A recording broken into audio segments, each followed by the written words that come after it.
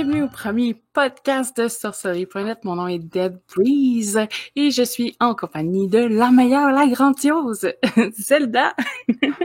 Yeah! Bonjour! Yeah! Pour l'instant, on n'a pas de nom encore pour le podcast, mais si jamais vous avez des idées, on est très preneuse. On va peut-être faire un petit sondage là-dessus, là, c'est à voir. Zelda, est-ce que tu veux commencer par t'introduire? Oui, moi je suis Zelda, bien sûr. Je débute ma 31e année de pratique. Ma pratique a commencé adolescente. J'avais une sensibilité à l'énergie et aussi je ressentais beaucoup les esprits. Je les ai jamais vus, mais je les sentais très fort. En fait, non, je les ai vus une fois. Je les sentais très fort. Adolescente, je tirais aussi beaucoup aux cartes. Je faisais de la divination. J'ai même fait des traitements énergétiques. J'ai été initiée à 18 ans à la Wicca et la magie blanche. J'ai pas fait ces pratiques-là assez longtemps. J'ai ensuite créé sorcellerie.net. J'avais environ 20 ans et je le dirige depuis maintenant 22 ans. Je me spécialise dans la manipulation d'énergie. J'adore aussi l'histoire, les mythologies, les croyances. J'aime savoir comment que la magie et la sorcellerie fonctionnent, quoi faire pour réussir un bon travail magique, un bon rituel ou un bon traitement. Donc, c'est ça. Mon but, c'est de rendre toute cette information-là, tout le domaine accessible à tous. Et voilà.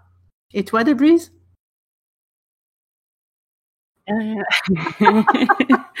Moi, je suis du Québec aussi. Je suis dans un autre coin, par contre, on n'est pas proche. Moi et Malheureusement. Zelda. Là, on est comme pas aux opposés, mais on n'est pas loin.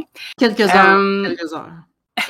Moi, niveau pratique, en ce moment, c'est sûr, c'est tout ce qui est au niveau du spiritisme. J'aime beaucoup ce qu'on appelle les arts noirs. Ça veut pas seulement dire que c'est vraiment dans ce ligne-là que je pratique, par contre. J'ai commencé très très tôt, mais très tôt, c'était plus ouvrir des livres, prendre des notes, ouvrir des livres sur magie noire et la démonologie. La plupart, je m'en souviens plus aujourd'hui. Mais, pas grave, ça a quand même été une petite base. Au niveau du site, j'ai rentré la première fois en 2003 suite à un événement qu'un jour, je vais probablement parler sur le podcast. Et j'ai un PC qui a explosé. Donc, je suis revenue seulement en 2006, mais depuis 2006, investi totalement sur le site. J'ai fait beaucoup de choses. J'ai été opératrice sur le chat de MIRC. J'ai fait de l'animation. Ma première communauté, c'était Origine des croyances et religions. Coucou à Malchik, si jamais il écoute le podcast. J'ai été modératrice de la communauté spiritiste. J'ai été journaliste, administratrice des animateurs. J'ai été directrice du Spectatum. J'ai aussi été représentante des Léons. Go Léon, on est les meilleurs. J'avais pas le choix de mettre ça là. Non.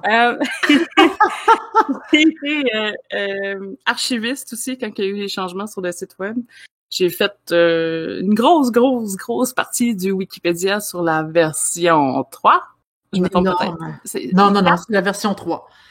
La version 3. Oui. Puis, directrice adjointe sur le site. Fait que j'ai un peu occupé tous les postes, sauf un ou deux. La majorité des postes que tu as occupés, c'est pas pour rien que tu es directrice adjointe aujourd'hui. Tu sais très bien de quoi tu parles, tu sais très bien c'est quoi. Non. C'est pas vrai. Presque niveau du site, peut-être. Là, je rigole, hein. Je suis très forte sur l'humour, là. Fait que faut pas toujours me prendre 100% au sérieux. Ça, c'est quelque chose que les gens qui me connaissent savent. Ceux qui me connaissent un peu moins ne savent peut-être pas. Je pense que c'est parfois la même chose pour toi, Zeta. Oui. Sinon, c'est pas mal ça, ma présentation. C'est sûr que je pense que vous allez nous découvrir là, au fil des podcasts. J'ai pas trop peur. Oui, c'est ça. Puis, tu sais, de mon côté, tu disais que toi, tu étais surtout du côté spiritisme et du paranormal. De mon côté, mes intérêts sont surtout au niveau mythologique, historique. J'étudie beaucoup tout ce qui est manipulation d'énergie, tout ce qui est visualisation et tout, la base, en fait, de comment fonctionne la magie, la sorcellerie. C'est surtout dans ce coin-là que moi j'étudie et que je me spécialise. J'ai pas de pratique connue en... Il n'y a pas un nom sur... Ouais, c'est ça. Il n'y a pas un nom. Il n'y a pas un nom sur ma pratique. Je l'ai comme développé moi-même avec toutes les années que avec toutes les années que je pratique, là. Je me suis comme fait ma propre pratique personnelle que je discute pas vraiment parce que justement, j'ai pas envie que je veux pas développer un engouement non plus là-dessus. Non, je dis pas que je détiens la vérité non plus. Donc, c'est ça. Je pense que pour le premier podcast, c'est quand même important de parler un peu du site. Je pense que tu pourrais nous faire un petit historique vite fait, comment il s'est développé ou jusqu'au point où est-ce qu'on est en ce moment. Je sais que la plupart, c'est inscrit là, sur le site à l'accueil, là, mais un petit intro rapide, ça serait agréable, je crois. Bien sûr, j'ai créé sorcellerie.net en 1999 suite, on était dans les premières années d'Internet et au niveau de magie, de sorcellerie, d'ésotérisme, il n'y avait pas grand-chose. Et ce qu'il y avait disponible sur Internet, c'était assez limité. Minable. Ouais, très, très limité et j'ai décidé je m'étais déjà fait plusieurs amis dans le domaine qui étaient quand même assez poussés et je les ai introduits au site. J'affichais les meilleurs sites qui étaient pour pouvoir avoir un accès plus rapide et le succès de sorcellerie.net a été ça a été très, très, très grandiose. Il y a eu beaucoup, beaucoup, beaucoup de monde. Il y avait environ, on était-tu à 10 000 visites par jour à un moment donné? C'était assez massif. Sorcellerie.net est devenu immense et on avait plusieurs communautés, on avait des forums, beaucoup de membres, beaucoup de discussions. C'était un environnement qui était très, très, très, très, très agréable. On a eu plusieurs versions du site. La version la plus populaire a été la version 2. On a tenté d'innover avec la version 3. Mais on a eu quelques problèmes au niveau technique du site. C'était pas mal moins facile de pouvoir visiter le site pour aller le voir. On s'est retenté avec une version 3. On a eu autant de problèmes. La version 4, ouais. Oui, c'est ça, la version 4. Merci, une chance que tu es là. Donc, c'est ça, là, présentement, le site, à un moment donné, il y a carrément, j'ai eu de la difficulté, le serveur a sauté. Mm-hmm. Et j'ai décidé de prendre une pause pour me ressourcer. Et présentement, nous sommes à la version 5 et on le remonte pour refaire ce que la version 2 était, refaire la communauté, autant la bonne humeur, la discussion qu'il y avait à ce moment-là. Donc, le site n'a pas disparu après la version 2, loin de là. Mais il y a eu une légère perte de vitesse. De façon personnelle, je pense que la petite pause aussi, ça l'a fait du bien à tout le monde. Puis je pense que ça l'a remis un peu les objectifs en place aussi sur certaines choses. Puis je pense que la version 5 ressemble beaucoup plus à la version 2 que la 3 ou la 4. C'est sûr que ceux qui n'ont pas connu ça, tu peux aller voir sur Internet qu'il y a des liens pour, je pense, des chronologies, tout ça, de site web, là, mais on en a peut-être des images, par contre, sur je sais pas par cœur, là, mais... Oui, sur la page d'accueil de sorcellerie.net, il y a l'historique, littéralement, c'est tout bien écrit, avec des images de ce qu'avaient de l'air les différentes versions. Il y a aussi, il y a webarchive.org, je crois, qu'on peut voir toute l'évolution du site avec les dates, les années. Il y a plein d'informations. C'est vraiment trippant. Si jamais vous tripez sur le côté archivage ou des sites que vous avez adorés dans le passé, là, c'est merveilleux pour ça. Donc, c'était l'histoire de sorcellerie.net en bref.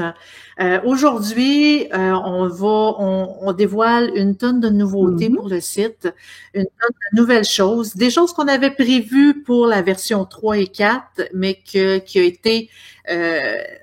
qui nous était pas vraiment possible au niveau de technologie du site web et etc. On a eu beaucoup de difficultés à ce niveau-là. Donc, c'était retardé à aujourd'hui. C'est-à-dire que là, on débute les podcasts. On veut en faire des réguliers. Les dates sont à venir. On va les afficher bientôt sur sorcellerie.net. On va faire des podcasts réguliers.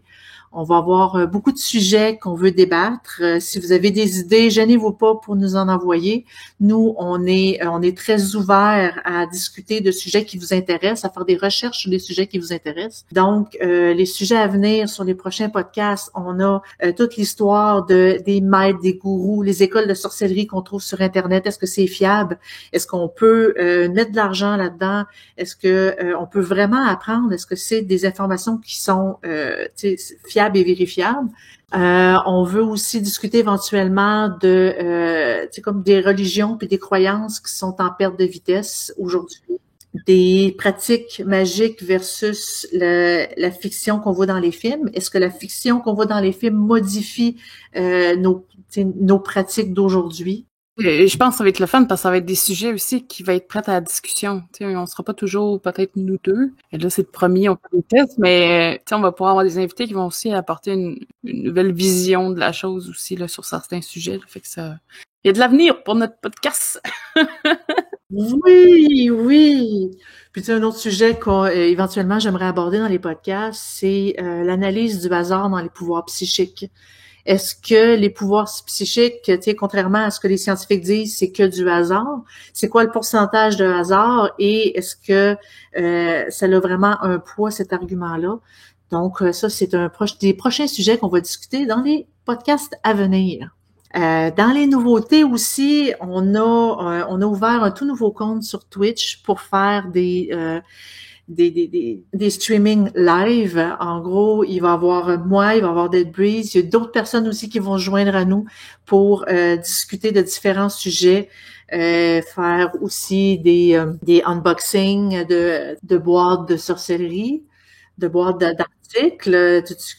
Quelques plus de précisions là-dessus? Là, je pense qu'on va aller chercher, principalement, je vais aller chercher des boîtes d'outils, d'objets, ce qu'on appelle des loot crates. C'est comme une boîte, un gacha qu'on reçoit par mois. Donc, je vais en ouvrir, je vais m'abonner et en ouvrir avec vous.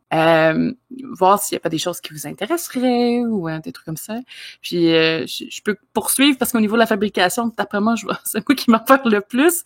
Mais je vais aussi, je pensais montrer la fabrication de runes, comment les faire maison, puis comment faire les chandelles. Il va y avoir aussi des vidéos, là, il va y avoir du live puis du vidéo, fait que on va pouvoir bouger. Moi, je suis dans le spiritisme, j'ai pas trop peur de la planche Ouija, donc ça pourrait être un sujet que je pourrais apporter. Je sais qu'elle va planifier aussi de la fabrication autant rapide entre guillemets sur Twitch que là, je veux pas exciter des gens peut-être trop vite, là, mais peut-être la gravure sur bois ou des trucs comme ça. Fait qu'aller chercher aussi un autre type de qualité, ceux qui veulent aller pousser un peu plus loin la création. On a bien beaucoup de projets qui s'en viennent à ce niveau-là, au niveau des outils.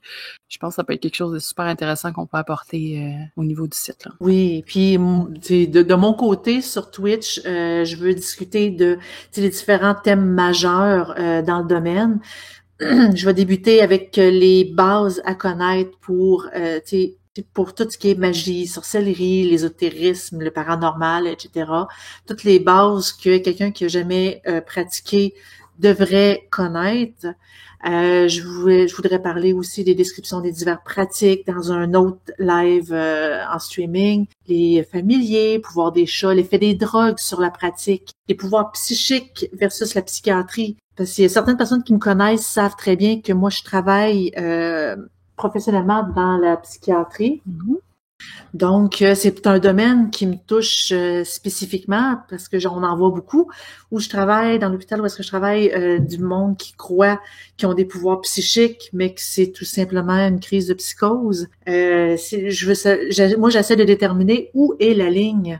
Qu'est-ce qui est les pouvoirs psychiques et qu'est-ce qui est de la maladie mentale? C'est un sujet qui est super intéressant et je veux approfondir ça plus avec vous sur un prochain live de Twitch dans les prochaines semaines, mois. On va établir bientôt un plan de diffusion, éventuellement. On est tout en train de se taper, fait qu'on est tout en train de...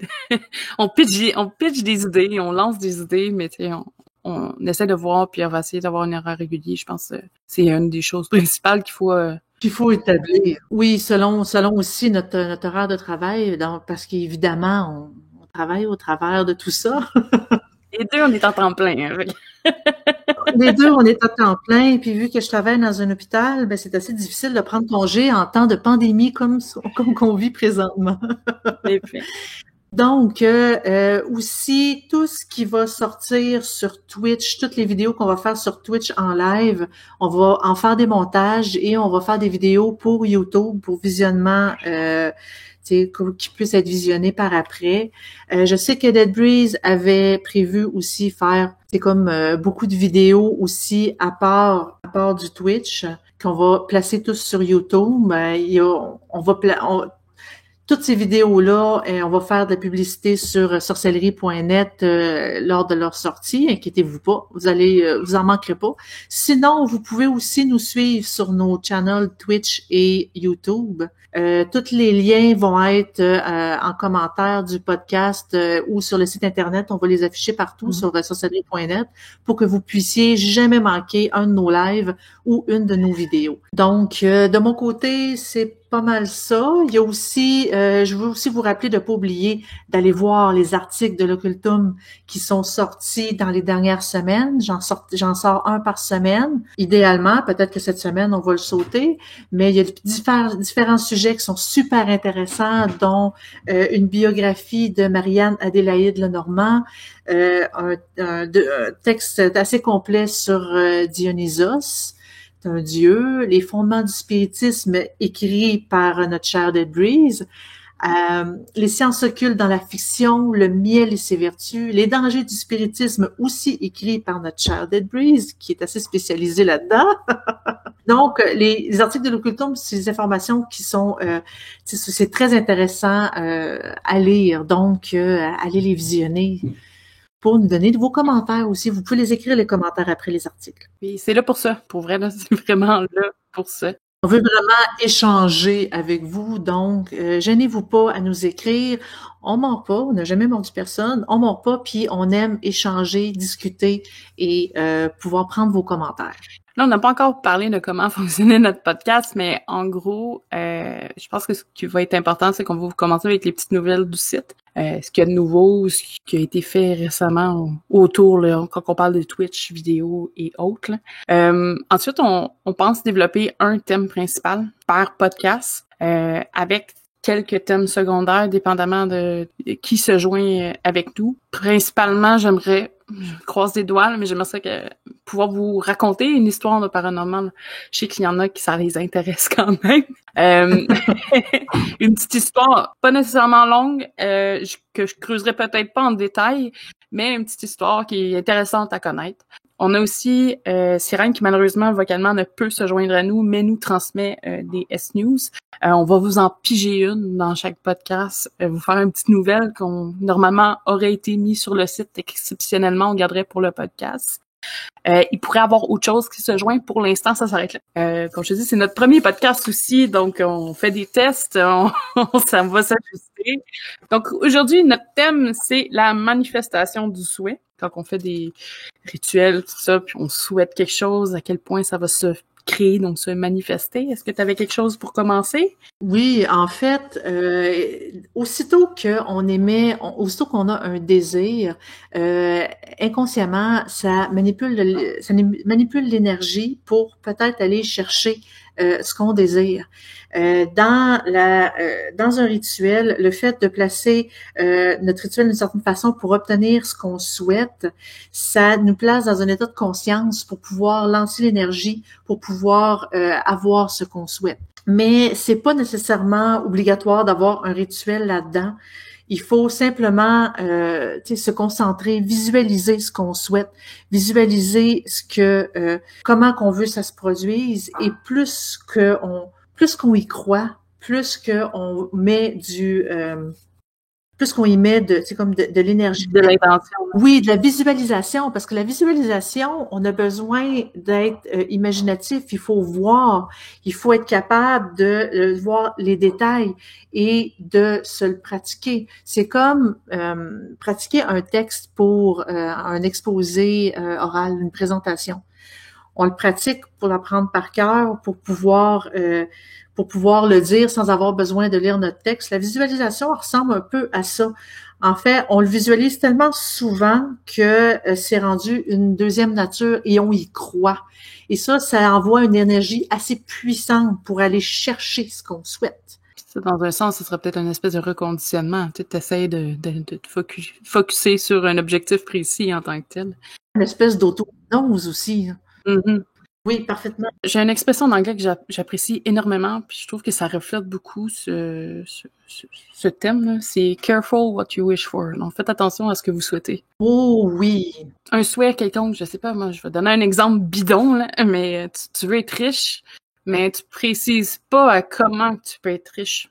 Je sais que je vais peut-être parler des conséquences plus tard, mais ça pourrait avoir un incident sur, oui, tu vas peut-être avoir 25$ parce que pour le monde extérieur, t'es riche de 25$ de plus. C'est en plein ça. Pour quelqu'un qui est très pauvre, 25$, c'est incroyable. Donc, il faut toujours faire un peu plus attention aussi à ce niveau-là, de l'importance de la formulation. Même si on souhaite quelque chose qui est peut-être des fois inconscient, parce que ça aussi, il y a une part de cette partie-là qui vient jouer. T'sais. Si quelqu'un fait des souhaits, mais qui a peur des répercussions, ça se peut aussi que ça modifie le souhait Oui, en tout cas, du moins que sa manifestation change un peu. C'est parce que l'énergie qui est envoyée est un peu plus négative, donc ça tombe un peu plus dans le... Tu sais, tout peut arriver et si on pense que... Si on a en tête qu'il y a une possibilité que ça fonctionne pas, ça envoie pas l'énergie aussi puissante que ça devrait, donc il y a un gros chance de rebond et que ça va faire à peu près n'importe quoi.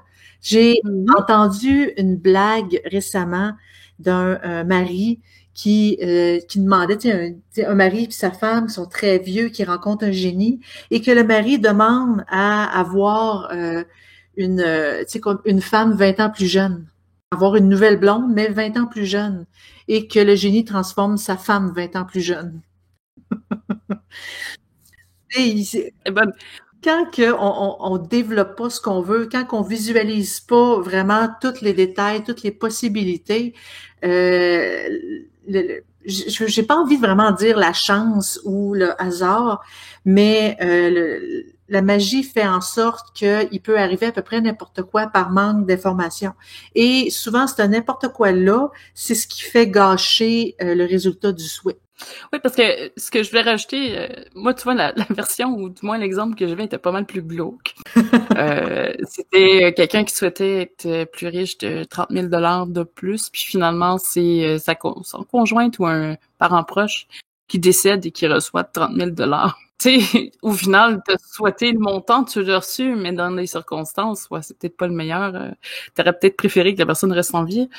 Il y a des cas comme ça, là, je veux dire, c'est rare, là, mais ça peut arriver. Tu sais, on va dans les extrêmes pour montrer notre point, là, mais ça peut aller dans de quoi vraiment plus simple aussi. Tu sais, c'est pour ça que je pense que la manifestation, oui, elle est là, oui, elle existe, parce que bon, je pense que il y a beaucoup de pratiquants aussi qui pratiquent sans nécessairement avoir d'outillage. Tu sais, que ça se fait peut-être plus naturellement aussi, là. Ça, j'ai pas de problème à le croire. Moi, j'ai eu des circonstances de manifestation une fois claires, les autres, on sait pas. Tu sais, mais je vais l'expliquer. Là. Je souhaitais, ça fait longtemps, là, je souhaitais avoir le véhicule de ma mère comme premier véhicule. Puis je sais que la mise en vente était en train de se faire.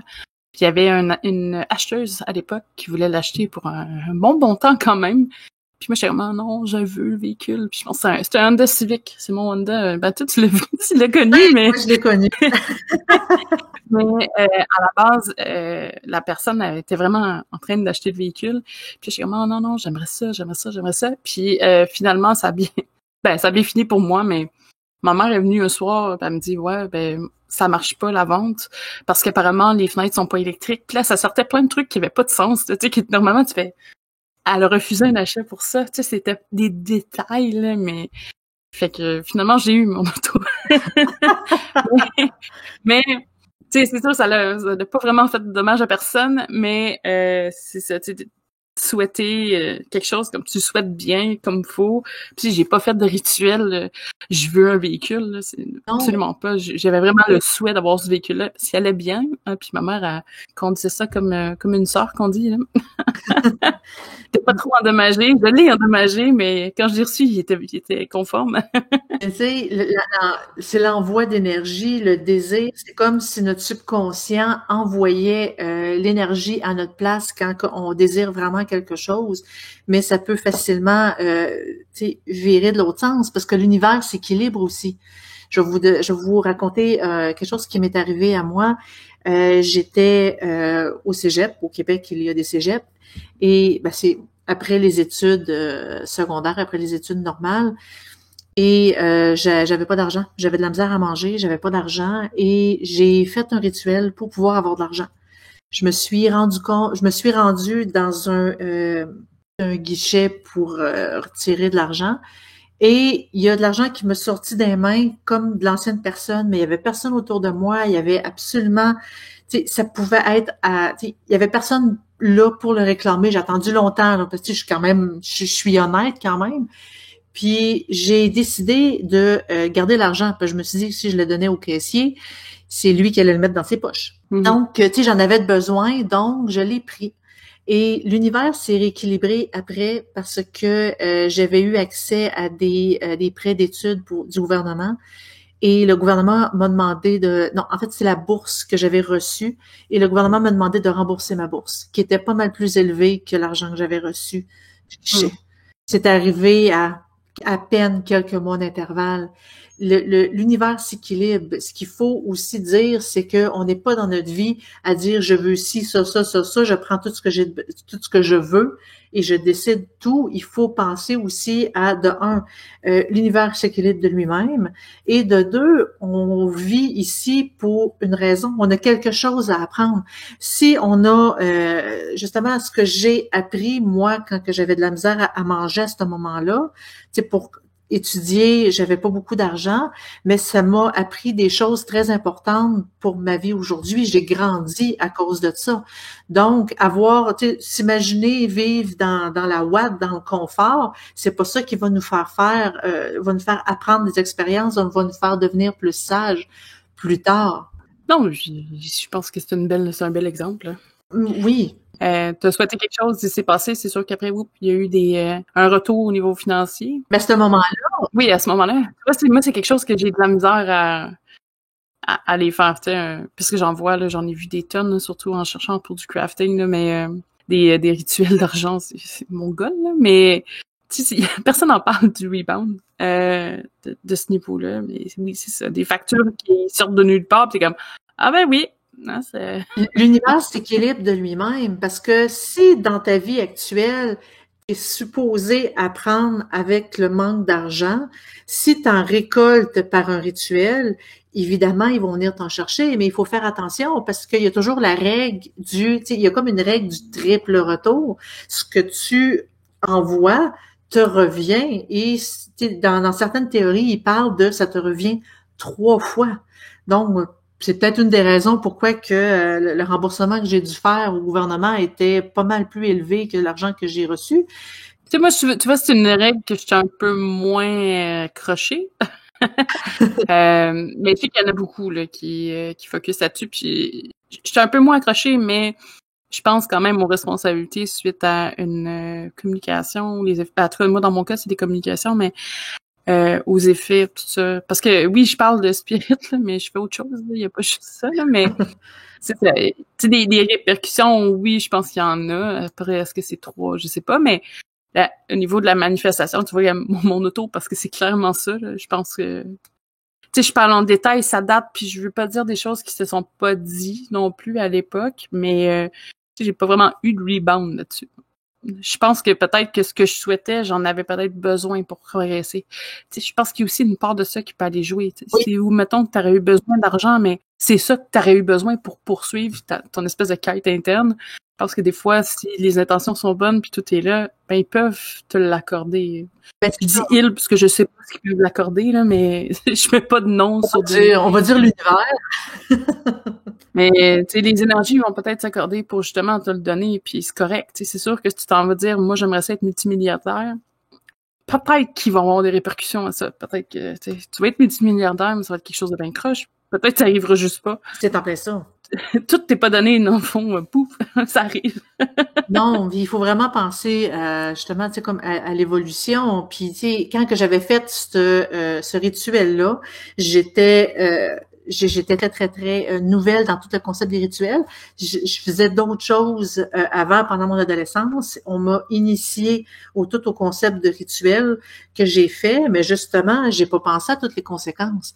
J'ai pas pensé à, tu sais, comme bon, je veux cet argent-là, mais tu sais, comme je veux essayer de me protéger pour pas qu'on vienne me la rechercher après. Au lieu de dire je veux de l'argent pour de l'argent, je veux dire, ben, j'aimerais ça pouvoir faire une belle épicerie pour pouvoir manger sans que ça me nuise.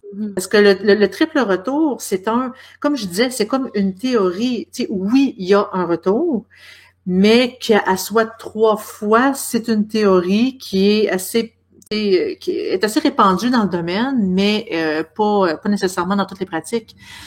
Mais le retour, c'est comme si on envoie comme un rituel bénéfique pour quelqu'un, le retour nous est bénéfique. Mais si on envoie de la merde à quelqu'un, bon, on risque de recevoir, comme on dit en bon québécois, un char de merde. Puis, d'après toi, là, au niveau de là, je sais que je vais sortir un peu du triple choc, mais au niveau de la manifestation du souhait, à quel point ça peut être intuitif? Tu sais, je vais te donner un exemple.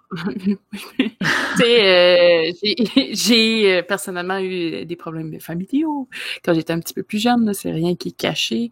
Puis il y a des événements qui il y a des événements qui ont été vécus dans la famille qui a pris drôle de sens, disons-le.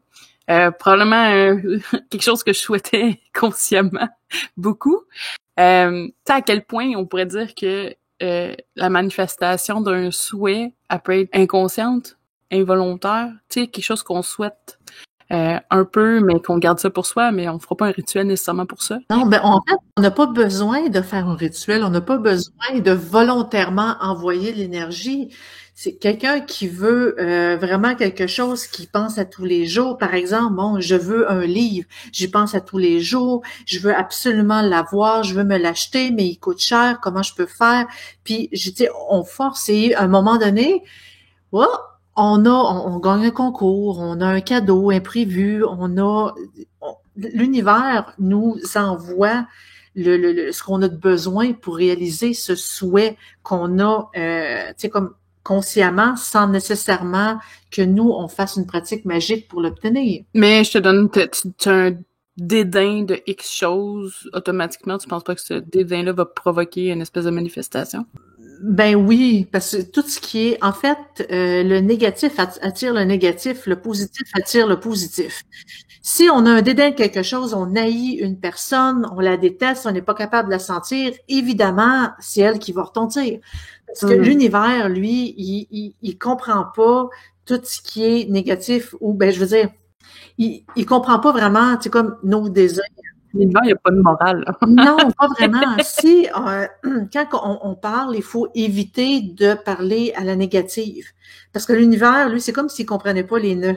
C'est comme je n'aime pas cette personne. Lui, il comprend j'aime cette personne. Fait qu'il l'attire.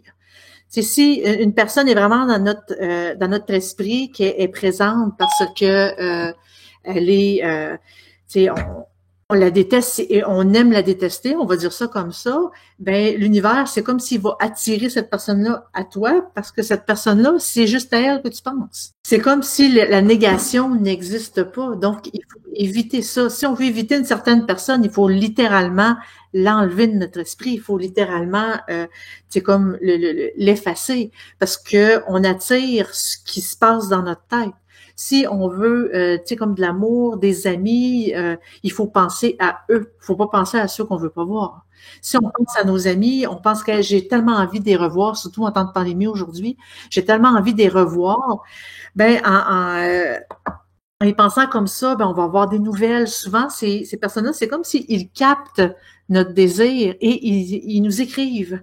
Hey, salut, je voudrais avoir des nouvelles. On peut, on peut les écrire nous aussi. Quand même pas de gêne. On les invoque mentalement. Exactement, exactement. C'est comme si inconsciemment on envoie l'énergie, eux autres la captent et soudainement ils pensent à nous, puis ils ont envie de venir nous voir. Mais l'énergie est positive, elle est attirante. On attire ce qui se passe dans notre tête. Si dans notre tête c'est négatif, la vie c'est de la merde. On est, tu sais, comme il m'arrive seulement tu sais, comme de la merde.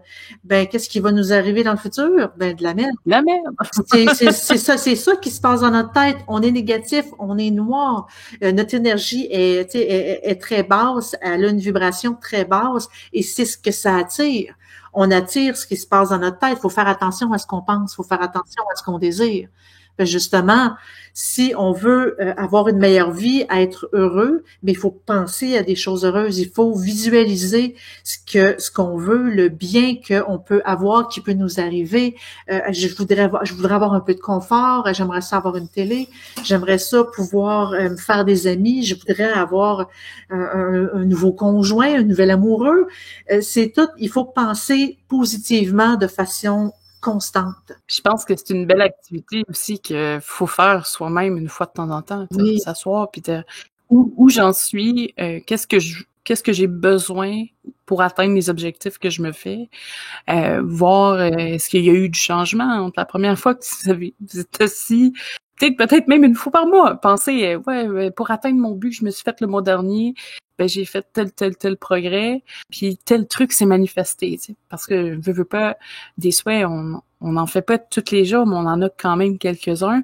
Et je pense que c'est quelque chose qu'on peut aller chercher, développer, puis être conscient de ce qu'on désire aussi, parce qu'il y a une chose, on a aussi un concept mental, mais je pense qu'il y a quelque chose de physique aussi.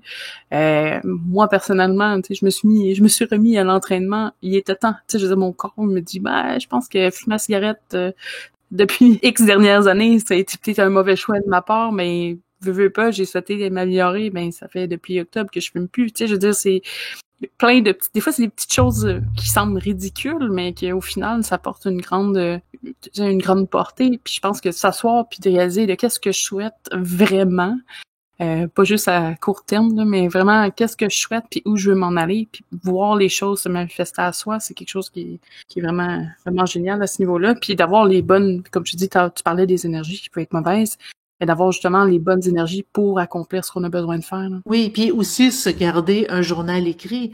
Bon, telle date, aujourd'hui, nous sommes telle date. Depuis la dernière semaine, il est arrivé ça positif. Il faut se focaliser, voyons, focuser sur ce qui est positif. Parce que si on se focus sur le négatif, on va juste attirer le négatif. Donc, on écrit qu'est-ce qui est arrivé de positif pendant la semaine. On visualise, est-ce que tu crois que j'ai besoin d'écrire c'est quoi une visualisation? C'est comme si on lit un livre et on s'imagine dans notre tête ce qui se passe dans le livre.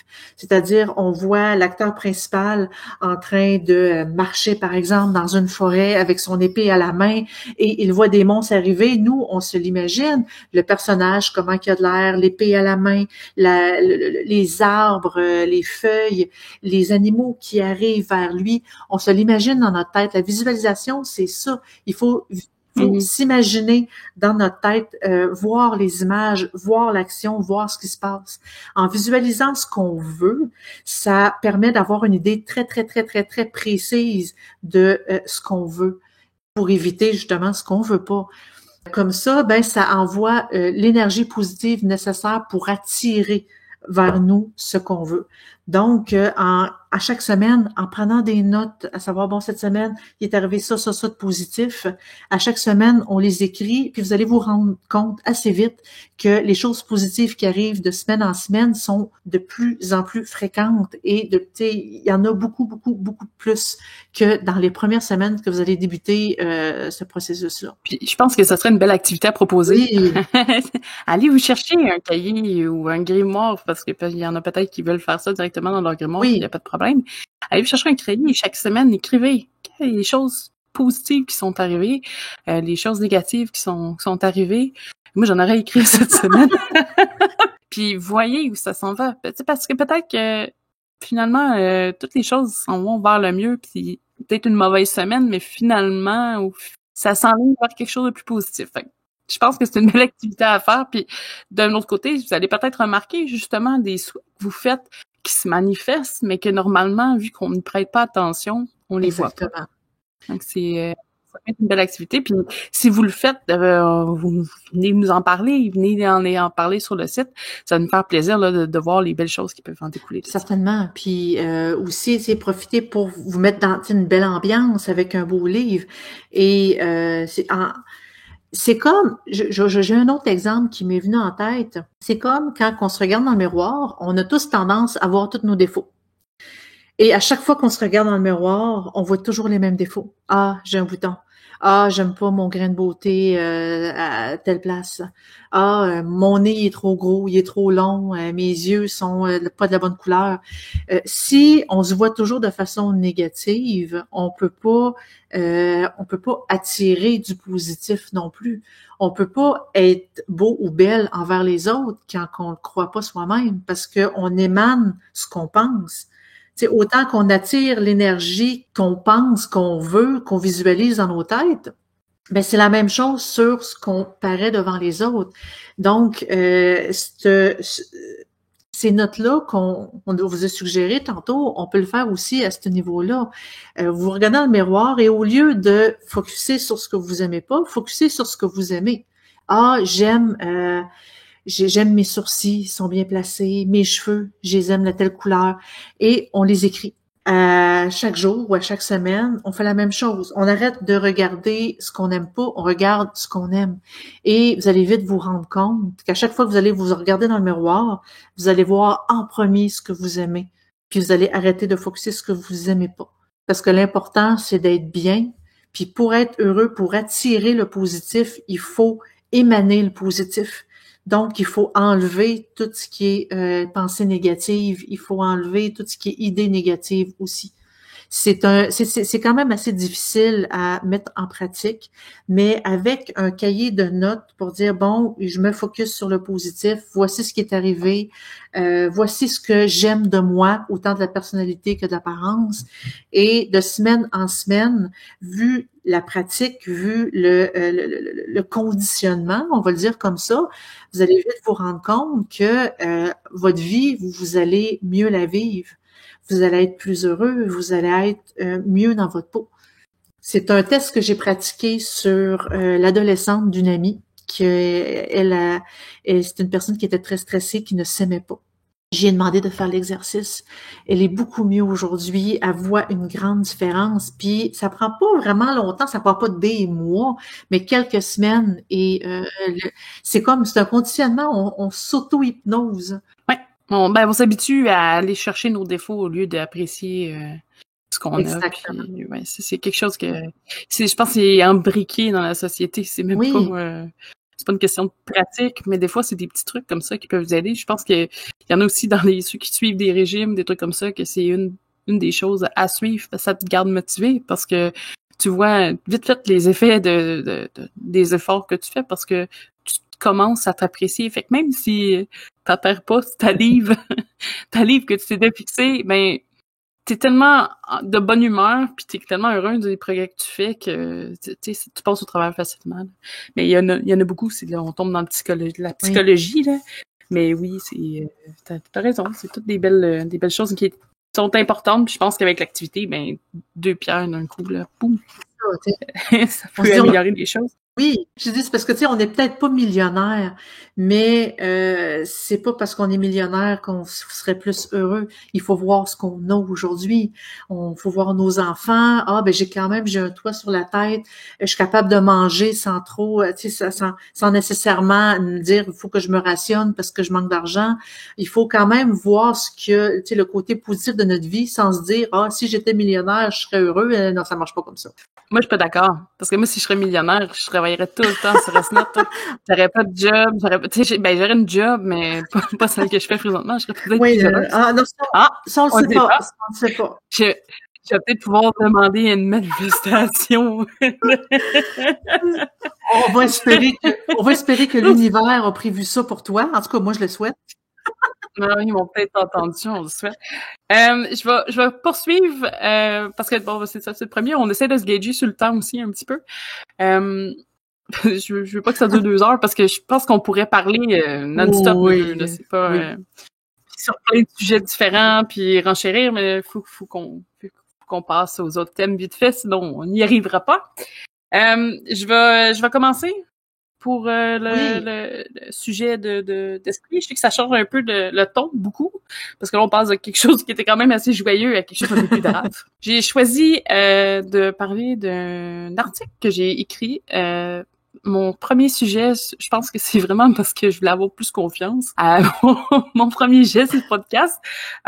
J'ai décidé de raconter un peu l'histoire de Amityville. Je sais que c'est une histoire qui est plein de rebondissements. Il y a plein de développements chaque année parce qu'il y a des séries qui se font, il y a des documentaires. J'en ai écouté un pas plus tard qu'hier, ce matin, pour me mettre encore un petit peu à jour. Puis, il y a des détails que j'avais pas. Donc, je vais peut-être retravailler l'article éventuellement, mais c'est pas une priorité pour l'instant. Fait qu'on va faire le petit tour rapide. Généralement, tout le monde la connaît l'histoire, fait que je vais aller quand même assez rapidement. Mais pour ceux qui la connaissent pas, vous allez avoir la base, dans le fond, là, l'histoire de base. Amityville, c'est en fait, à la base, il y a une propriété dans la ville d'Amityville qui a vécu des drames. La propriété en tant que telle est en place depuis 1924, située aux États-Unis dans le Long Island, dans le fond, dans l'État de New York. En 65, c'est la famille DeFeo. En fait, c'est plus la famille qui a marqué la maison en tant que telle, qui s'installe, un couple avec 5 enfants. C'est une famille américano-italienne, à ce que j'ai compris. Je savais pas que DeFeo c'était italien. Moi, je m'en excuse, mais je l'avais pas marqué non plus à l'époque. Le drame de base se passe en 74 à 3h15 le matin. Ronald Jr. DeFeo, qui est le fils aîné. Là, il y a plusieurs versions, mais l'histoire de base, c'est qu'à 3h15, il était en train d'écouter le téléviseur, puis la télé lui a dit de tuer sa famille. Il s'est donc levé, a pris un Marlin de calibre 35, qui est un fusil quand même assez bruyant, et il a fait le tour de sa maison et tue tout le monde. Ses parents, ses 2 sœurs, ses 2 frères. Et après, il se retourne dans le sous-sol à 4h du matin, se relève et s'en va au travail. Oui, lui, il a comme oublié qu'il a fait un meurtre, en fait. Une fois à la taverne, au courant de la journée, appelle les policiers et explique qu'il y a quelque chose qui a tué toute sa famille. Il y a plusieurs versions. Ça, c'est celle que j'ai pris aussi pour l'article. Il y en a qui disent qu'il s'est présenté au poste de police. Il y en a, bref, il y en a d'autres il y a quelqu'un qui a trouvé qu'il y avait quelque chose qui se passait pas bien. Et évidemment, au fil du temps, il se fait arrêter et devient premier suspect et donc meurtrier officiel de la famille. Tu vois, aujourd'hui, j'ai vu des informations comme quoi que il était reconnu aussi comme étant, il disait punk, un petit rebelle de la famille, que ça se passait pas super bien. Après, est-ce que aujourd'hui c'est encore d'actualité, je sais pas. Ça dépend toujours, là. Les gens, ils parlent avec leurs souvenirs, là. C'est un petit peu plus difficile d'avoir les vrais faits dans ce cas-là. Fait étonnant, parce que c'est important de parler du meurtre pour parler ensuite des événements qui ont suivi. Toutes les personnes de la famille étaient couchées de la même façon, donc à plat ventre, les bras un peu surélevés vers la tête d'oreiller. Position qui, selon les autopsies, ils n'ont pas été bougés. Position aussi étrange parce que un calibre 35, quand tu tires, ça se fait entendre jusqu'à un quartier au complet peut entendre et personne n'a entendu les coups de feu. La seule chose qui avait été répertoriée, c'est un voisin qui a entendu le chien japper. C'est tout. C'est assez étrange. Un peu étrange. J'ai expliqué aussi, j'ai eu des nouvelles informations. Comme je disais, j'ai écouté une vidéo ce matin et les nouveaux locataires en avaient parlé. À part les bruits, c'est ça, les cris, il y a personne, tu sais... Il y a quelqu'un qui s'est fait tirer dans une chambre, mais il y a personne qui s'est réveillé dans la chambre d'à côté. C'est un peu étrange. Mais bref, c'est resté comme ça. Ils ont plaidé aussi la folie au niveau... parce qu'ils disaient entendre le démon, puis qui menaçait de lui faire du mal, puis qui disait que il entendait des voix comme quoi toute sa famille complétait pour le tuer. Tu sais, il y a eu plein de versions, là, donc je m'attendrai pas là-dessus. Toutefois, évidemment, la maison est abandonnée parce que bon, il y a une série de meurtres et elle est tombée pas très chère, tu sais, parce que comment dire en anglais, c'est convenient quand que quand il y a quelque chose qui a un événement horrible qui arrive, ben éventuellement ça peut être profitable pour quelqu'un d'autre et c'était semi-profitable. Enfin, au moins pour 2 semaines, à la famille Lutz. qui, même chose, une petite famille, je pense qu'il y avait 3 enfants, qui ont acheté la maison en 75. Donc, on parle vraiment là, de, je pense que c'est pas très longtemps après, je vais juste me rappeler, ouais, à peu près 1 an plus tard. Ouais, 1 an. Qui ont acheté la maison, puis on s'entend là, je sais pas si vous avez vous écoutez les documentaires sur Amityville, vous allez voir la maison, il y a souvent des visites là. Elle est quand même assez grande, et pour l'époque, c'était parmi les plus grandes. C'était pas des manoirs, ça c'est vraiment différent, mais il y avait beaucoup de chambres, c'était quand même assez spacieux, puis c'était une bonne maison. Ils l'ont eu pour un prix de fou qui était comme 80 000 $, ce qui est aujourd'hui, à l'époque, c'était quand même beaucoup, mais pas tant pour ce que c'était. Donc, c'est ça. Ils ont déménagé en décembre, le 18 décembre.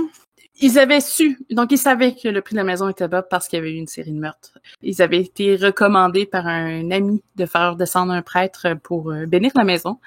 Parce que suite à des événements troublants aussi, je pense que ça aide aussi à s'éclairer l'esprit aussi, de dire, ben, tu sais, c'est une maison où il y a eu...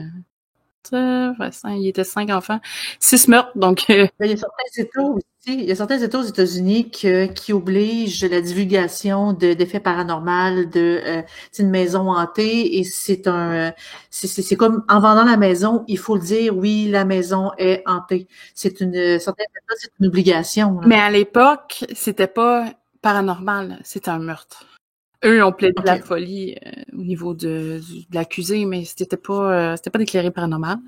Eux, c'était vraiment psychologiquement, ils ont demandé à un prêtre de venir parce que c'était des gros croyants aussi, là, on se le cachera pas. Mais tu sais, je pense que ça aide psychologiquement à rentrer dans une maison en disant, ben, le prêtre est passé, il a nettoyé. La seule chose par contre, c'est que le prêtre s'est fait frapper par une main invisible dans une pièce qui était la chambre de, je pense, la plus vieille des sœurs, puis qui avait dit, allez pas là-dedans. Allez pas dans cette pièce-là. Plus que les jours avancent, il y avait des manifestations qui se produisent tous les jours.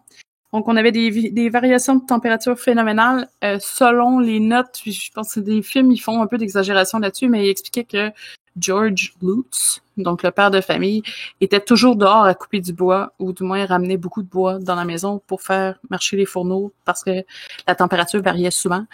C'est quand même une chose qui est un peu normale dans une vieille maison, mais pas à ce point. D'habitude, une fois qu'il est chauffé, il est chauffé un peu partout, puis il y a certaines pièces qui sont plus froides que d'autres, mais quand même, là, c'était vraiment des grosses variations de température. Des odeurs de vieux parfums, des odeurs étranges, des apparitions de taches dans les eaux de toilette. Je pense qu'il y avait des taches sur les tapis. J'ai entendu aussi une constante présence de mouches.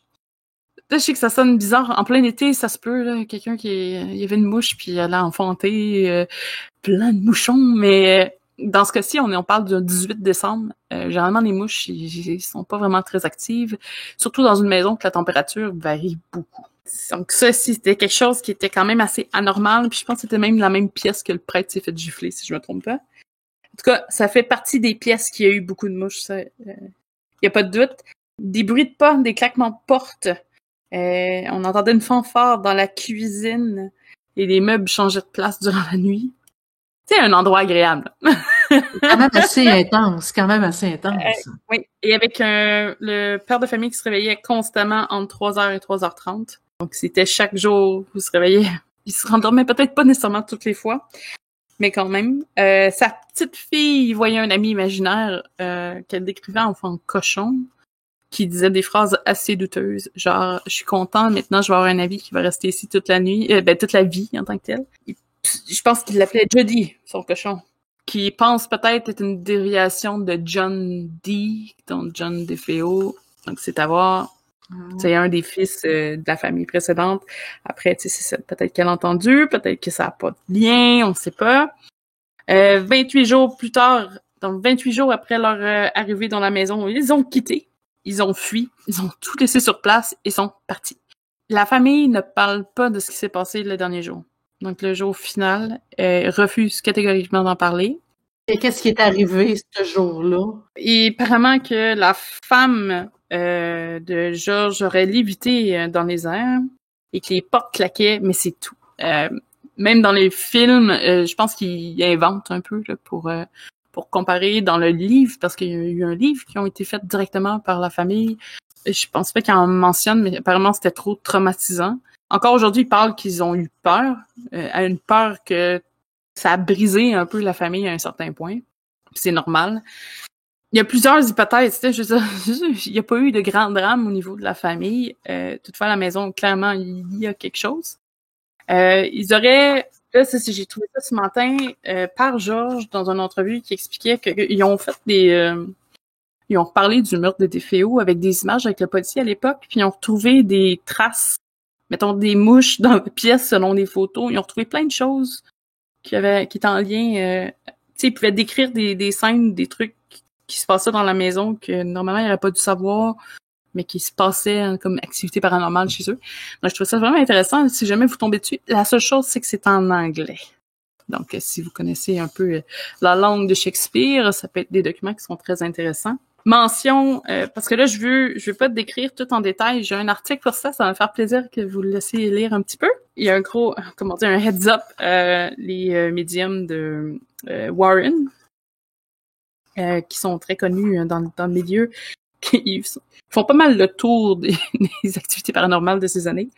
Lorraine et Ed Warren aussi, qui ont fait partie je pense, de leur plus grosse investigation. Qui ont fait partie de l'aventure en tant que telle après. La famille avait engagé un parapsychologue puis un vampirologiste. Ils ne savaient pas qu'il était vampirologiste avant de l'engager, mais... Qu'est-ce qu'il faisait là? Ben, je pense que c'est un parapsychologue, dans le fond. Je sais que lui, il avait expliqué qu'il, si jamais il déclarait l'endroit paranormal, il avait pas le choix d'aller au public puis de le déclarer. Puis je pense qu'il y a eu de la chicane là-dedans, là, mais... Comme j'ai dit, je l'ai comme lu en diagonale, puis j'ai pas laissé de note, mais c'est ça. C'est super intéressant. La maison n'est plus à son endroit initial, si je me trompe pas. Elle a été déplacée parce qu'il y avait trop de touristes. On a entendu tellement de choses sur pourquoi que il y aurait eu des esprits au départ. Est-ce que c'est juste parce que à la base la personne a été dérangée? Il y en a qui disent que la maison a été bâtie sur un cimetière. Il y en a d'autres que ça date de plus vieux, que c'est dans le temps, je pense, colonial, il y a eu des meurtres puis des trucs comme ça sur ce terrain-là. Tu sais, je veux dire, il y a quand même eu 40 ans entre la bâtisse et le premier meurtre. Il y a eu vraiment un gros temps mort, entre guillemets. Donc, c'est à voir. La question, c'est est-ce que il y avait déjà quelque chose avant qui aurait poussé le garçon à tuer sa famille, ou c'est littéralement une crise psychotique qui a fait en sorte que lui a tué sa famille, puis la famille est comme restée dans la maison? Des fois, je me demande si c'est pas un entre-milieu. Tu sais, par exemple, la personne est plus susceptible, mais qu'elle a des problèmes psychotiques. Parce que ça se peut, là. Ou est plus susceptible de voir ou d'entendre des trucs parce qu'elle a un problème niveau psychologique, parce qu'on s'entend, il dit entendre des démons donner des commandes. Dans une entrevue avec lui, il disait qu'il y avait une femme avec les bras en cendres, en tout cas bref, noircie par brûlé, là, qui tendait l'arme. Tu sais, il y a eu comme 4-5 versions différentes, fait que c'est un peu difficile de savoir ce qui s'est vraiment passé. Est-ce qu'il était seul? Est-ce que finalement c'était un projet qui a mal viré, puis il y a juste lui qui a été accusé, ça se peut. Puis il a jamais dénoncé ses complices. Est-ce que les phénomènes ont été un petit peu exagérés au fil du temps? Possiblement. La seule chose, moi, qui me dérange dans cette histoire-là, au niveau de la famille Lutz, c'est qu'ils ont quand même laissé toutes leurs choses derrière eux. Frigidaire plein de bouffe. Non, mais je sais que c'est des détails, là, mais des meubles, des ci, de ça, tu sais, il y a quand même une certaine valeur, là. Mais c'est parce que pour abandonner tout ça, sans déménager, ils ont dû avoir la chienne en Titi. Ça a dû être un gros événement majeur qui a fait en sorte eux autres, ils se sont dit, on s'en va de là, tu sais, comme le plus rapidement possible et on ne revient plus jamais. Donc, leurs meubles sont comme restés là. Mais c'est ça. Ça, c'est du mystère. Mais non, c'est ça. Il y a plein de choses que ça reste. Puis là, aujourd'hui, Hollywood qui mettent plein de films, de séries, c'est sûr que puis ils font pas d'argent. En tout cas, peut-être récemment, oui, là, mais au départ, tous les films qui ont été signés, ils ont fait aucun sou. Ils ont réussi, je pense, il a fallu qu'ils se battent à chaque fois parce qu'ils utilisaient leurs noms parce que chaque fois je sais pas, ils allaient dans un voisinage, ils ont vécu ailleurs, là. Puis tu voyais le film où justement George, il devient fou puis il se met à essayer de tuer toute la famille. Puis c'est ton voisin. Ça créait un peu de conflit. C'est ça, non. Donc, oui, ça reste un mystère. C'est intéressant, c'est qu'on a encore il y a des vidéos, il y a des clips, tu sais, je veux dire, c'est vieux, mais c'est pas tant vieux. Ça s'est passé en 70, là. Fait que c'est pas si vieux que ça. Non, non, Versus. non, c'est pas vieux. C'est vraiment pas vieux, les années 70. OK. Non, mais c'est au début, tu sais, je veux dire, il y avait quand même c'est ça, des semi-preuves, en tout cas vidéo de ce qui s'est passé, ou c'est assez intéressant pour ça. Tu sais, j'aime mieux ça où on peut faire des recherches que, je sais pas, comme les Star Fox, c'est un peu difficile, c'est tout à l'écrit. C'est plus, mais c'est intéressant. Par contre, c'est probablement que ça va être raconté. Ça sera pas le prochain sujet. Je pense que j'ai déjà trouvé mon prochain sujet, mais c'est à voir. Ah. Puis toi, est-ce que tu as Donc, une belle news pour nous? oui, j'ai une belle news qui est un peu aussi de ton domaine, un peu du domaine du paranormal. En fait, il y a peut-être du monde qui sont au courant. Il y a un pont qui est situé, tu sais, qui est proche du village de Milton. C'est le pont d'Overtoun en Écosse, qui est entouré de mystères.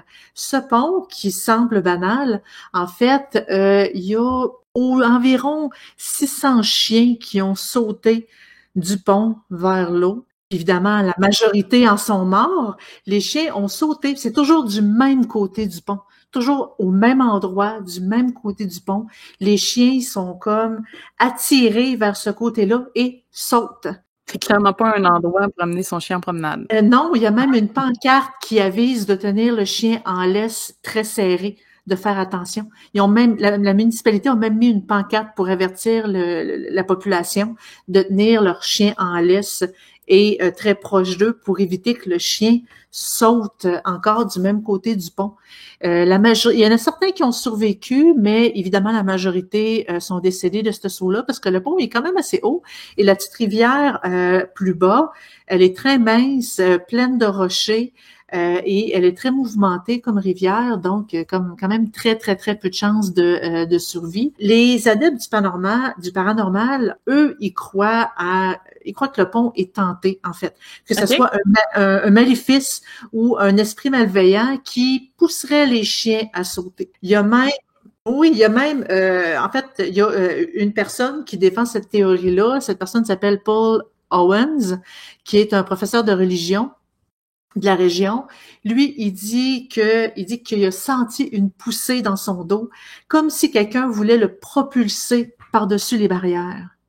C'est un gros sentiment qui était très fort que lui, il explique pourquoi il croit sincèrement que le pont serait hanté. Mais il y a eu plusieurs études qui ont été faites aussi pour essayer de trouver des raisons plus rationnelles à cette situation-là. Il y a David Sanz, qui est un expert animalier, que lui, il a fait beaucoup de tests avec son chien pour voir pourquoi. Il a même mis une caméra autour du cou, autour du collier de son chien pour avoir vraiment le point de vue de l'animal. Et franchement, lui, il croit que ce serait plus la configuration des lieux qui pourrait être la cause qui pourrait stimuler les chiens à sauter. Il dit que, je le cite, il dit, même nous ressentons beaucoup de choses sur ce pont. On peut voir la chute d'eau et la sentir. Il y a l'odeur des plantes. C'est un sentiment très étrange. Nous avons tous tendance à regarder par-dessus le bord du pont pour voir le fond.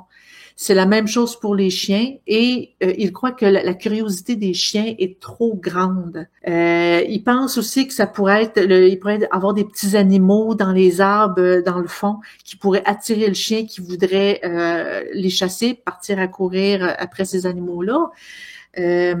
Il dit que aussi le son que fait l'eau en coulant pourrait être aussi une source d'attraction pour les chiens. C'est sûr que c'est deux théories quand même assez extrêmes l'une de l'autre, mais autant d'un côté ou d'un autre, on n'a pas de preuves. Donc, tout le côté paranormal de ce pont-là reste encore inexpliqué. Est-ce que c'est vraiment une raison rationnelle ou non? Parce que le chien, il voit un arbre, il croit avoir la terre plus proche et il se rend compte trop tard que c'est quand même assez creux, ce ravin. Ben, c'est pas vraiment un ravin, mais la rivière est quand même assez creuse par rapport au pont. Donc, c'est encore un mystère aujourd'hui. Tu sais, je sais que c'est une SNews, c'est difficile d'avoir plus d'informations, mais tu sais, il y a pas un événement X qui s'est passé, un truc comme ça, il y a rien, là. Ils disent que depuis, tu sais, c'est quand même, c'est pas récent, ce type d'événement-là. Ils disent qu'il y a au moins, c'est une, ils disaient-tu une cinquantaine de chiens dans les dernières années. Ça, il faudrait vérifier un peu plus les dates, savoir, tu sais, c'est à partir de quelle année et il y a combien de chiens par année qui sautent. Mais il y a un constat assez flagrant comme quoi que c'est très, très, très fréquent. Je me dis, pour que la municipalité mette une pancarte officielle disant de tenir le chien en laisse parce que le pont est dangereux pour eux, ça donne un bon indice comme quoi que c'est pas un événement isolé. Non, effectivement, puis que le propriétaire se gêne pas en parler non plus, là. Non. Le premier qui s'est arrivé, oups, mon chien s'est lancé de l'autre bord du pont, là, je veux dire, c'est pas quelque chose que tu cries nécessairement sur les toits, là, mais en tout cas, bref. Non, mais surtout que pour qu'on se rende compte que c'est toujours du même côté du pont, c'est toujours au même endroit du pont. Le chien, il est comme poussé, littéralement, il se lance vers ce côté-là en courant, il saute. C'est rare qu'un chien désire se suicider à ce point-là. Donc, le côté paranormal, comme quoi qu'il y aurait comme un sortilège ou un esprit qui pousserait le chien, qui attirerait le chien pour qu'il saute. Puis, et pourquoi seulement les chiens? Est-ce qu'il y a eu d'autres cas sur les autres animaux? Ça, c'est un mystère qui reste à éclaircir. Mais ça, c'est parce que c'est rare des gens qui promènent leur chat, là. Non, mais... ou leur perruche. Mais... mais ils pourraient mettre un filet, par contre. Un petit filet en dessous. Quand tu sais que ça devient un problème. En tout cas, bref. Ouais, oui, mais ça s'enlèverait de la beauté du pont parce que le pont, c'est un vieux pont et il est absolument magnifique. On voit que c'est du travail, c'est comme d'il y a quand même assez longtemps et ça briserait un peu la magie de l'endroit, je dirais. Ah, il y a des façons de faire ça. Alright, ben je pense que ça conclut pas mal notre premier podcast. C'est quelque chose quand même, là. C'est le début d'une nouvelle aventure. Oui, c'est super, c'est super, comment je peux, excitant, si je peux dire, si je peux me permettre de dire ça comme ça. J'ai vraiment hâte de qu'on puisse, tu sais, avoir des sorties plus fréquentes, les Twitch. J'ai vraiment hâte de me connecter avec vous pour voir, savoir vos réactions en live. Je veux vraiment aussi que vous nous donniez vos commentaires. C'est quoi les sujets que vous aimeriez qu'on discute? On est vraiment ouvert à ce niveau-là et on veut savoir ce qui vous intéresse. Donc, je vous rappelle que vous pouvez toujours vous abonner sur le Facebook de sorcellerie.net. On va quand même publier tout ce qui est un peu vidéo Twitch qui s'en vient aussi là-dessus. Ça va être important d'aller sur le site, ce qui est très important. Le site en tant que tel. Oui. Sans site, on serait pas ici. Donc, le site de sorcellerie.net, vous allez avoir le YouTube. On va transférer aussi les podcasts sur YouTube. Je vais tenter ma chance avec Spotify. On va voir, là, ça va prendre plus qu'un podcast par contre pour faire ça. Comme ça, vous allez pouvoir avoir les podcasts en balado-diffusion donc quand vous allez vouloir les écouter. Et bon, évidemment, il y a le Twitch. On va sortir une horaire bientôt quand on va être un peu plus pas organisé parce qu'on est très organisé. C'est plus on essaie de voir comment on va se booker pour toutes les prochains lives et tout. Avec nos travails. Exactement. C'est plus ça, le travail. Évidemment, on a aussi Discord si vous voulez faire du live chat. Discord a un avantage, on est toujours là, donc si Discord, vous pouvez vous inscrire si vous êtes sur le portable, dans le fond, votre application peut rester ouverte, vous allez avoir toutes les dernières nouvelles, les dernières discussions.